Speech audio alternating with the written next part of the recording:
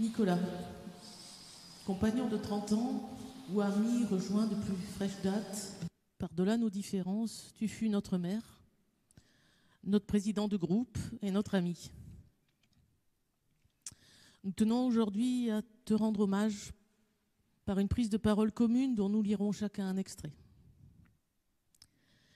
La ferveur populaire à laquelle nous avons assisté, sous un soleil et sans chaleur, vendredi dernier à l'hôtel de Ville, démontre la place que tu occuperas longtemps dans l'histoire politique de notre ville et de notre région, mais aussi dans la mémoire des Bordelaises et des Bordelais et au-delà.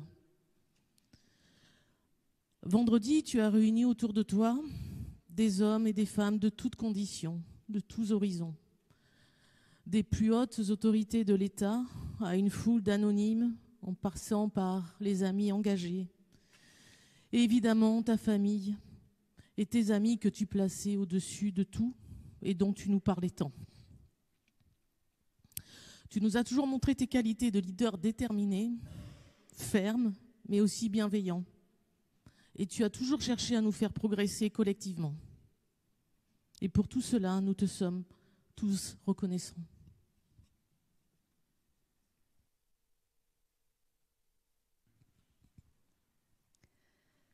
Consacré entièrement à ta vocation politique, travailleur, rigoureux, précis et juste, tu avais la volonté de n'être jamais pris en défaut sur le fond des dossiers et surtout les finances publiques. Passé maître dans l'art du tableur Excel, tu tirais de cette matière âpre un plaisir sincère et tu ne te lassais jamais de nous partager cette passion. Mais par-dessus tout, combien d'heures as-tu passé avec les agents de la collectivité, avec les syndicats, avec les acteurs de la ville, les Bordelaises et les Bordelais, dans le tram, dans ton bureau et dans tous les quartiers. Tes qualités de fidélité, ton amitié, et dans l'esprit de ce qui fut ta famille politique depuis 30 ans, l'esprit de compagnonnage que tu aimais entretenir autour de toi sont pour nous des souvenirs vivants et un exemple qui nous oblige.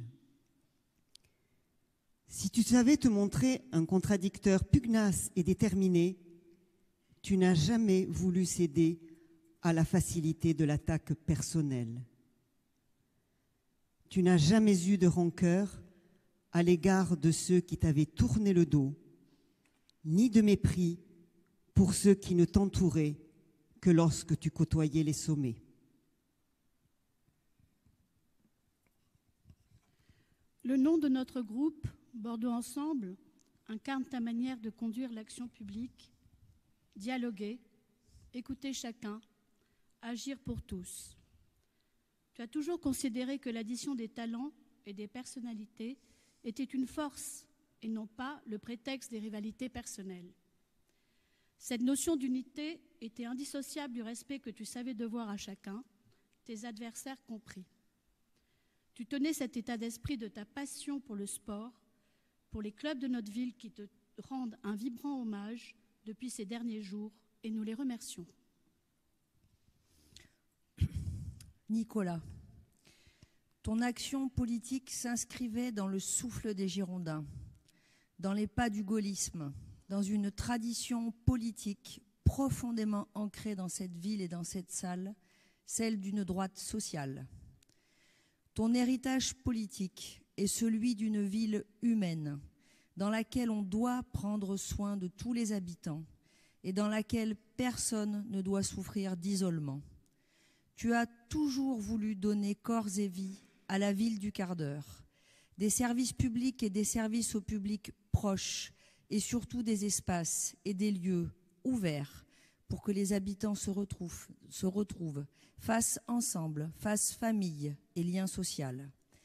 Tu as suivi avec sérieux la réalisation du pôle Alfred Danet et maire de droite, tu as soutenu la création du premier CADA géré par un CCAS dans notre pays. Tu as regardé chaque détail des projets de renouvellement urbain des quartiers populaires nous pressant à agir plus vite. Tu as construit un lien puissant avec l'hôpital, dont tu as assuré la présidence du conseil de surveillance avec passion, en mettant la santé mentale au cœur de tes préoccupations. Soutenir les aidants et développer tous les moyens d'accompagnement du vieillissement vers la fin de vie était pour toi une priorité absolue.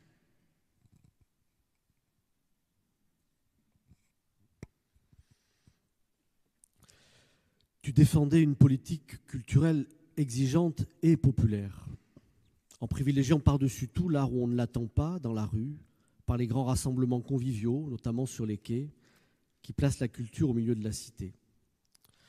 Pour les plus jeunes, pour les familles, tu voulais nous donner les moyens de les accueillir, d'accueillir la petite enfance. Pour les plus grands, c'est la mise en chantier d'écoles, l'extension, la réhabilitation d'autres, sans compter l'ouverture du chantier de la première végétalisation de cours. Dans le même esprit, tu avais lancé le plan Canopé et installé la fameuse ombrière de la place Pays-Berland. Tu savais que la ville serait soumise à des pressions climatiques sévères et qu'il faudrait déclencher des plans d'adaptation conséquents, qu'ils concernent l'espace public ou le logement. Tu étais profondément attaché à la démocratie. C'était aussi l'expression de ton goût pour le dialogue. Les mairies de quartier avaient reçu des moyens supplémentaires et tu aimais ne manquer aucun conseil de quartier, aucune cérémonie de vœux. Tu étais si heureux lorsque la ville était récompensée d'un prix pour son budget participatif consacré à la transition écologique, ou quand notre avant-conseil pour discuter avec les Bordelais était couronné par la Gazette des communes. Nicolas, c'est grâce à toi que la ville a adopté son plan d'action contre les violences faites aux femmes et que nous avons pu finaliser le plan pour la mémoire de l'esclavage et de la traite négrière. Tu as également tenu à installer une œuvre mémorielle dans les jardins de l'hôtel de ville, c'est la sculpture Strange Fruit de Sandrine Planté. Tu avais l'exigence d'une haute qualité de vie pour tes concitoyens. C'est pourquoi tu étais si engagé sur les questions liées à la sécurité, que tu appréhendais de manière globale sur l'ensemble du spectre prévention, répression, aide aux victimes. Tu étais sincèrement et humblement satisfait que ta proposition d'armer la police municipale ait fait son chemin. Ton mandat de maire a été marqué par des temps de crise, les gilets jaunes et la Covid, avec le premier confinement. Dans ces deux crises, tu as été mobilisé comme jamais. Tu as facilité la première usine de fabrication de masques pour les adresser à tous les Bordelais. Le défi était immense, mais tu nous répétais souvent, au pessimisme de l'intelligence, je préfère l'optimisme de la volonté.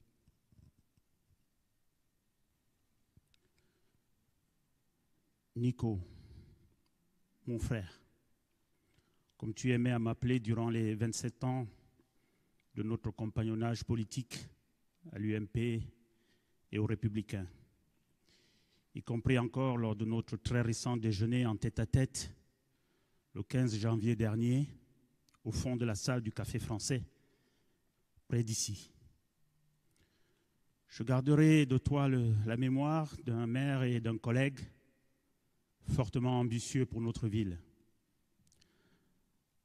Ambitieux pour une ville, certes, ancrée dans les rumeurs de son territoire, mais toujours ouverte sur le monde et focalisée sur les attentes et les défis de nos partenaires économiques et universitaires, de nos diasporas francophones et notamment africaines.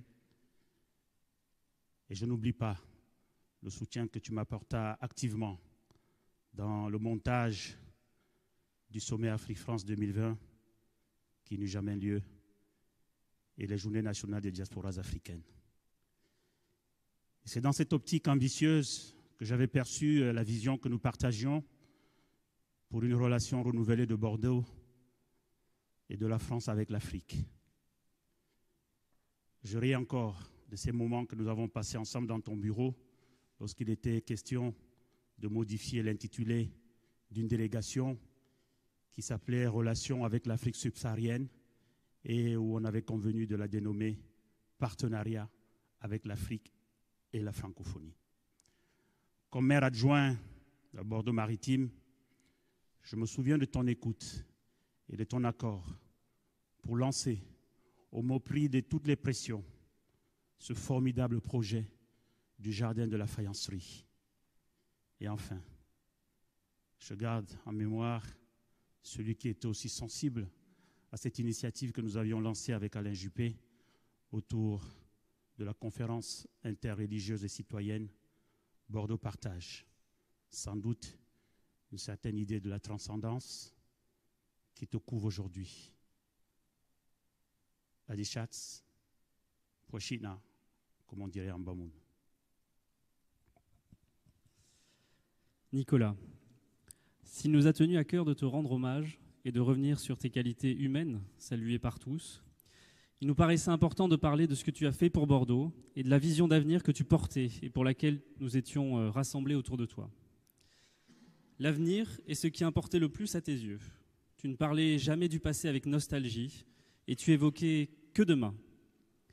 L'élection de 2020 a été un moment difficile dans ta vie, mais tu l'avais surmonté avec courage et dignité et tu t'étais détaché de toute idée de revanche.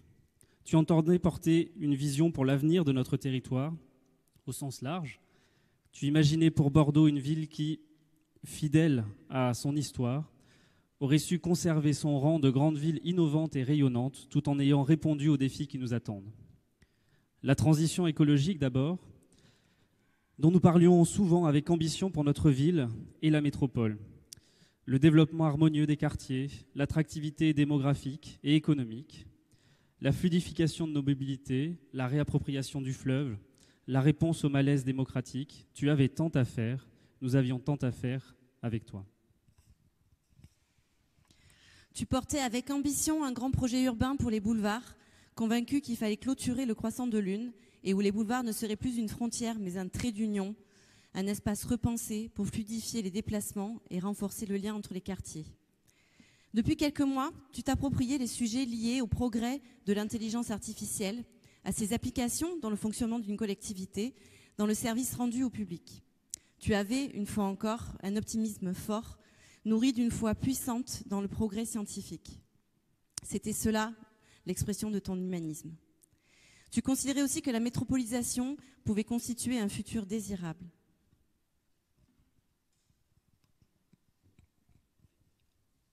Profondément girondin, tu appelais régulièrement dans cet hémicycle, comme dans tous ceux dans lesquels tu siégeais, à la République des territoires, à un nouvel acte de décentralisation, à une plus grande confiance de l'État et de ses concitoyens envers les élus locaux, dont tu as été un représentant éminent, Nicolas, et un fervent défenseur.